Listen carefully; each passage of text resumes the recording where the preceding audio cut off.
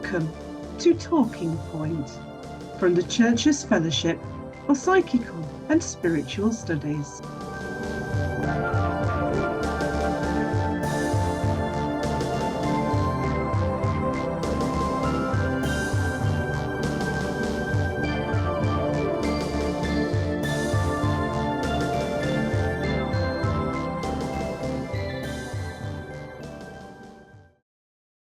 Christianity, Parapsychology, and the Mind's Creative Power.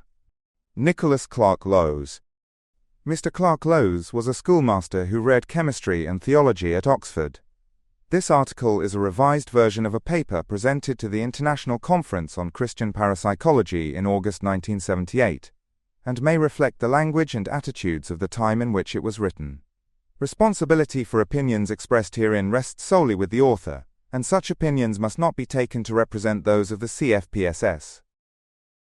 It is the purpose of this article to suggest a way of presenting the Christian faith to young people who are not interested in traditional modes of presentation, but who, nevertheless, are seeking for some faith to give them a foundation on which to base their lives.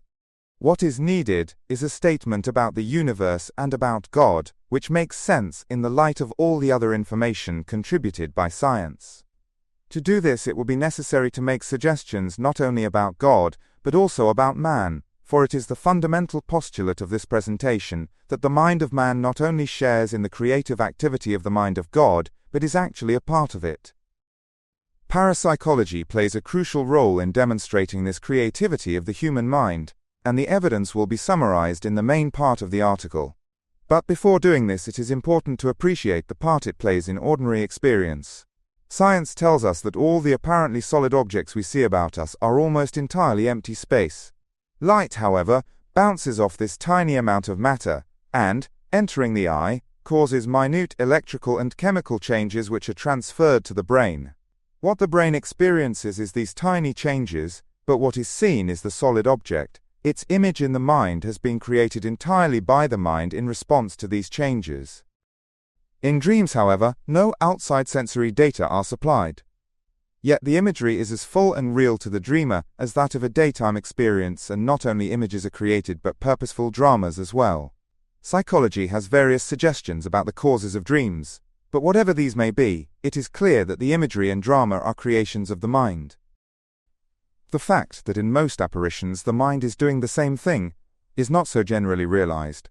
But, in all cases, other than those which can be attributed to out-of-the-body experiences, the mind of the percipient is entirely responsible for creating the image. There is nothing present in the physical world to correspond to the apparition. The well-known story of the Cheltenham ghost illustrates this. The lady in black was seen at various times by several people over a period of 7 years. Yet threads put across her path were not disturbed, and the father of the family was quite unable to see her even though his daughters were doing so in the same room. Nothing physical, therefore, was present to correspond to the image in his daughters' minds.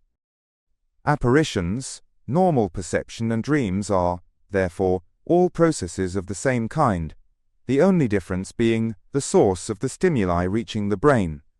Poltergeists and poltergeist phenomena, however, add another dimension to the problem, for in these cases not only are images created, but also forces and energies, which have observable effects in the real external world, and in some cases, even actual material entities seem to be created. A rather trivial case of the latter sort happened to Bishop Pike, who recorded it in his book The Other Side.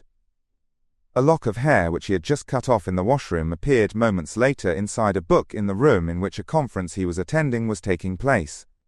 He was certain that he did not bring it himself, so the only possible explanation seems to be that it was either dematerialized in the one room and rematerialized in the other, or, what I think amounts to the same thing, transferred to another dimension, and then back again. This is not quite such a science fiction idea as it might at first sight appear to be. Chemists have been familiar with a similar process for a long time. According to the quantum theory, an electron in an atom is either in one orbit or in another, but never in between. Yet to produce light they have to move from one orbit to the other. The difficulty is got over by assuming that the electron has the properties of a wave, having its maximum intensity in the position corresponding to the original orbit. This wave pattern can be changed instantaneously into another, with its maximum in a position corresponding to the second orbit. Since all matter of whatever sort is now thought to have similar wave properties, the process of dematerialization and rematerialization can be thought of in the same way as a change in the mode of oscillation of the wave complex. That poltergeist phenomena of all sorts are connected with the human mind is shown by the fact that they are almost always focused on one individual in some stressful circumstance. In Bishop Pike's case, the death by suicide of his son, and an accusation of heresy against himself, and can be got rid of by suitable psychological treatment. Once the underlying stresses have been brought to light and faced, the phenomena cease. Fire-raising, often reported in poltergeist cases, illustrates the fact that the essential process involved is the bringing of order out of chaos. Temperature is a direct measure of the energy of movement of molecules. Fast molecules are hot and slow ones cold. To start a fire, therefore, fast hot molecules have to be collected near the combustible material in sufficient numbers to raise the temperature to flashpoint. The heat given out by the combustion itself is then sufficient to keep the process going. Quite a small amount of energy can thus start a fire, in the same way as a match can set off a bonfire. Not only molecules, however, seem to be able to be manipulated in this way. In the Rosenheim case in 1967, where unaccountable surges of current and random high voltages in electrical circuits resulted in blown fuses, and even repeated dialing of the time clock, what must have been manipulated was electrons. Although such manipulations are contrary to the second law of thermodynamics, it has been shown experimentally by Schmeidler in America that the human mind can do them. What she did was to hang up a number of heat sensors in a room free from drafts. Into this room she introduced one of the child mini-Gellers discovered after Geller's TV performances. What happened was that the sensors in one part of the room indicated a rise in temperature, while others elsewhere indicated a fall. Thus, in the presence of the child, the random movement of molecules which produced a uniform temperature was interfered with the production of a more ordered system of fast hot molecules in one area and slow cold ones in another. The recent experiments in this country by Professor Hasted on metal bending, also by child mini-Gellers, seem to indicate that in these cases, the reverse process is taking place. Careful examination of the surfaces of fracture of the keys which broke seem to indicate that the process involved is not the normal bending under stress, but a churning up of the atoms at the point of fracture. In other words, in the area of fracture, the ordered arrangement of the atoms in the lattice, which holds the metal together, has been destroyed. Despite the second law, however, local processes contrary to it are matters of common experience to us all. Indeed, none of us would be here at all if they never took place, for plainly the human body is a much more ordered system than the chaos of atoms and molecules from which it is made. Similarly, the whole course of evolution proceeds from less ordered systems to more ordered ones. The human brain, for instance, is a much more intricate and ordered system than the amoeba or the brain of the lemur from which man is descended. What is being suggested is that the source of the negative entropy being the measure of the disorder or probability of a system, in all these cases is the human mind. It is the mind itself which keeps the ordered system of the human body in being by its creative power. When it is withdrawn at death, the body disintegrates in accordance with the normal law. The human mind, then, is a source of negative entropy, and as such is able to bring order out of chaos. But this is exactly what is postulated of the creative mind of God in the creation myths of Genesis. In the beginning, the earth was without form and void, and the Spirit of God brooded on the face of the waters. And God said, "Let there be," and there was. Before drawing any conclusions from this, however, it should be noted that human beings are not the only things that exhibit negative entropy. All living things do, plants as well as birds and animals. They too, therefore, need a mind to sustain their living processes.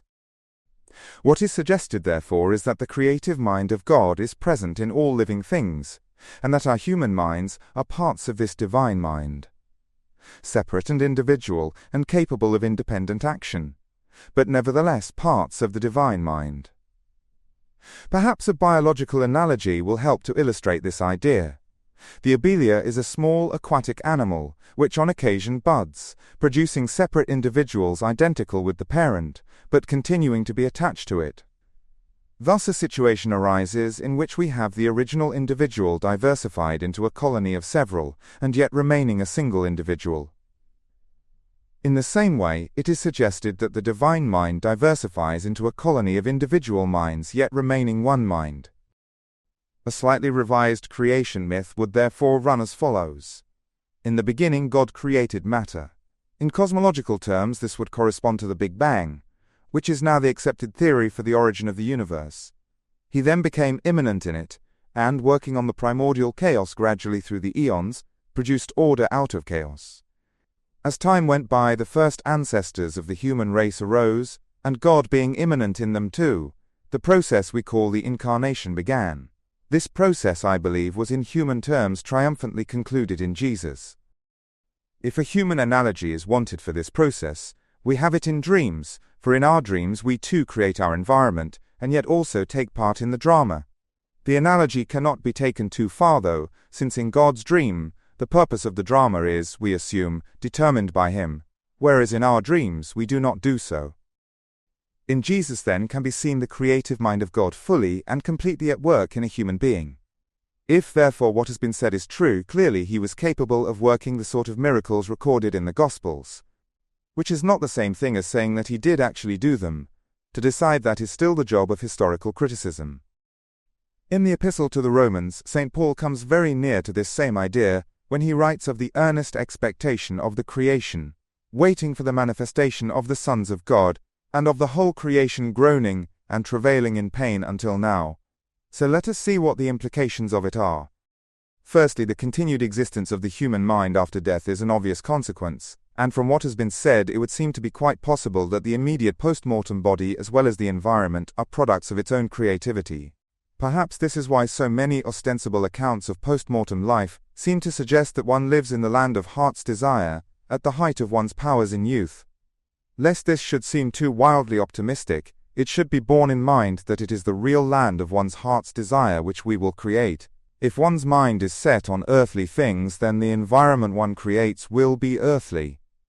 Perhaps this is what has happened to those earthbound spirits which we come across every now and again in haunting cases. Secondly, the ground of our being and that which sustains us is the creative mind of God. If this ceases to operate, then so do we. The end of the world is in the hands of God, and not in the impersonal hands of the second law of thermodynamics, or of any other of the processes suggested by the astronomers, for after all these laws are also God's creation. Thirdly, this myth makes it clear that there is a real struggle going on. From the beginning, God has been at work, and still is, creating order out of chaos.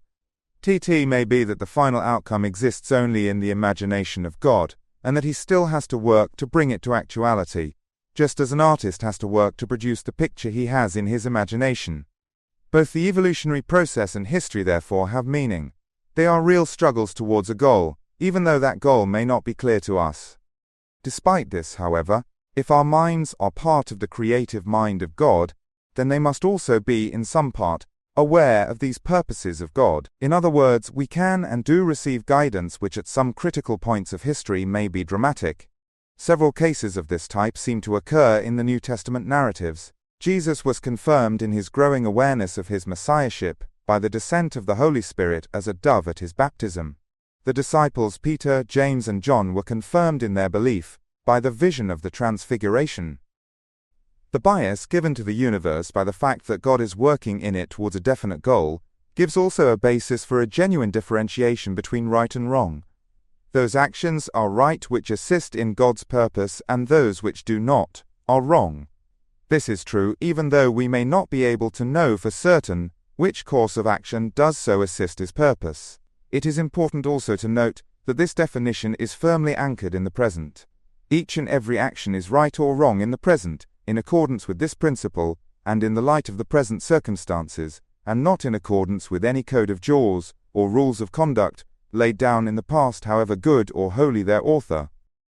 The fact that the universe is biased in this way also enables us to suggest some sort of solution to the problem of free will and determinism. As an individual, man has complete free will. He can do what he likes, but the consequences of his action in history are not determined by him. As in evolution, only those traits are selected which lead to survival, so in life only those actions give real satisfaction to the individual and have eternal consequences in history which assist in the fulfillment of God's plan. In evolution, it is the physical environment which does the selecting. In life, it is the spiritual background of God's plan, which plan will be worked out in the end, though our non-cooperation may delay it. Lastly, we see in Jesus how God behaves in human terms. But what we see is how he behaved in the particular context and circumstances of his time, and as one particular individual. We should look to Jesus, therefore, neither as a lawgiver, nor even as an example, to be slavishly copied, but as a character. What matters is not what he said or did alone, but what he said and did in the circumstances in which he found himself. Only a deep appreciation and understanding of his character, and careful attention to the guidance of the Holy Spirit, can help us to determine what he would do, and so what we should do, in the altered circumstances of our own time.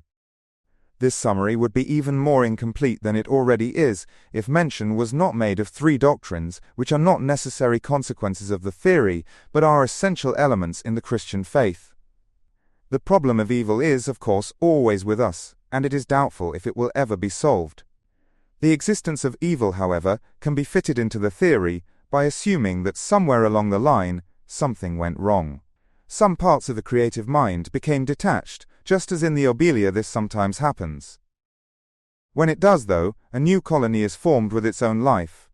So when this part of the divine mind separated, a new colony forming a rival center was created. Even so, it is still part of the divine mind and still in touch with the remainder. But as a result, not only human beings but all living things have the waters muddied and receive contradictory guidance. Evil is a real force and has a real center. It is not just the absence of good. So far, everything that has been said would fit into the Old Testament binary idea of God, the Father and the Word. Christians found it necessary to add the second person of the Trinity to accommodate not only their ideas about Jesus, but also their perception that a God who is love needs an eternal object of love. This object, it is suggested, is both the final end product of the whole process which exists in God's imagination, and also the culmination of that process in human terms, Jesus. The epistle to the Ephesians at the end of that remarkable first chapter seems to suggest this same thing when it speaks of his body, the fullness of him who all in all is being fulfilled. The verb in the Greek is in the passive. The atonement, the effect of Jesus' life, death, and resurrection, can be presented as occurring partly as a result of the demonstration to man of what God is like and always has been like, not an oriental monarch, but a loving father, and partly as a result of the demonstration that it is possible for a man to live a life totally united with God. The psychological barrier is down, and what has been shown to be possible once is possible again. The atonement, therefore, is a result of a revelation not only about God, but also about man.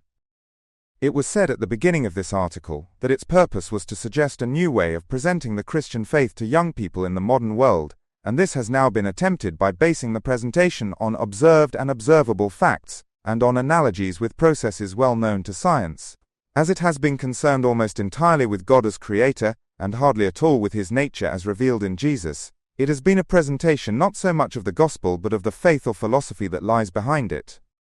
What science is beginning to suggest is that the fundamental fact about the creator of the universe is that he is creative mind. What the gospel of Jesus tells us is that this creative mind is loving.